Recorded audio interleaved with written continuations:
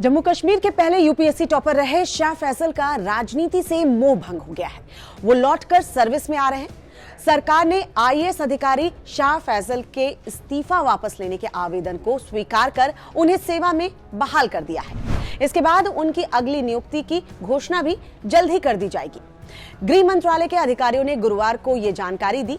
अब तक उनका इस्तीफा स्वीकार नहीं किया गया था। इस वीडियो में इसी बात को समझने की हम कोशिश करेंगे कि आखिर फैसल का राजनीति से मोह भंग क्यों हो गया।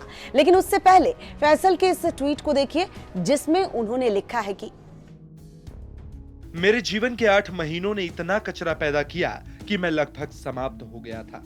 एक कल्पना का पीछा करते हुए मैंने लगभग वह सब कुछ खो दिया जो मैंने वर्षों में बनाया था।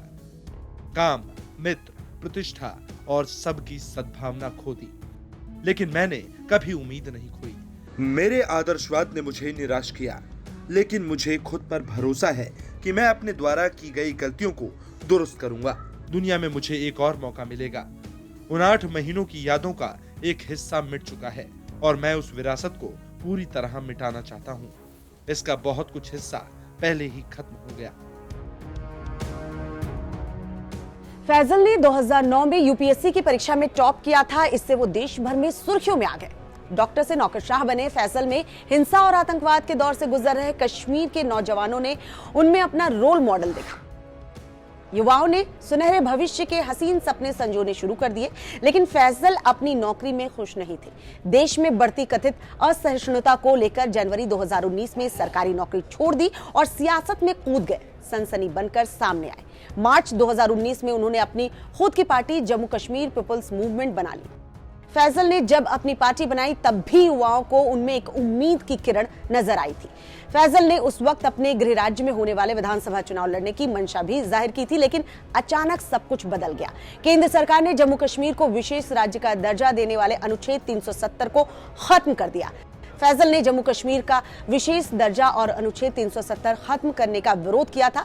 उन्हें 14-15 अगस्त 2019 की रात को दिल्ली हवाई अड्डे पर हिरासत में लिया गया और वापस श्रीनगर भेज दिया गया, जहां उन्हें हिरासत में रखा गया। उन पर फरवरी 2020 में लोक सुरक्षा अधिनियम लगाया गया था, जिसे 4 महीने बाद रद्द कर दिया गया। फैसल जब रिहा होकर लौटे तो उन्हें यह हकीकत समझ में आ गई थी कि सियासत का रास्ता आसानी से मंजिल तक नहीं ले जाती, बल्कि इसमें कांटों पर भी चलना पड़ता है और आग में भी जलना पड़ता है। दूसरी तरफ एक और सच्चाई सामने खड़ी थी। मार्च 2019 में फैसल ने जो सोचकर अपनी नई क्षेत्रीय राजनीतिक पार्टी बनाई थी और उन्हें सियासत में अपना जो चमकदार भविष्य नजर आ रहा था, वो सभी संभावनाएं तब खत्म हो गई जब केंद्र सरकार ने कुछ ही महीनों बाद जम्मू कश्मीर का नक्शा ही बदल दिया। अनुच्छेद 370 को खत्म कर जम्मू कश्मीर के विशेष राज्य का दर्जा छीन लिया और राज्य को 2 केंद्र शासित प्रदेश में तब्दील कर दिया।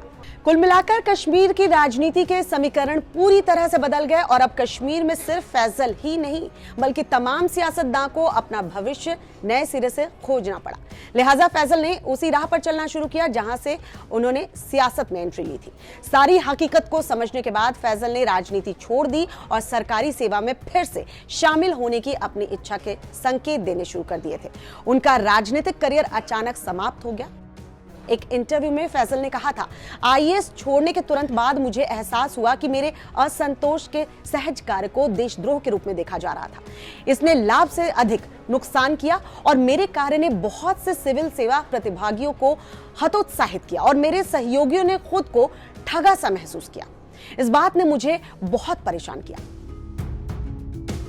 अब वो केंद्र सरकार की नीतियों का समर्थन करते नजर आ रहे हैं। वो सोशल मीडिया में पीएम नरेंद्र मोदी और गृह मंत्री अमित शाह के भाषण और ट्वीट को साझा करते हुए भी देखे जा सकते हैं। इस वीडियो को लाइक और शेयर करें और इस तरह के तमाम वीडियोस के लिए आप देखते रहिए टाइम्स नाउ भारत का डिजिटल प्लेटफॉर्म।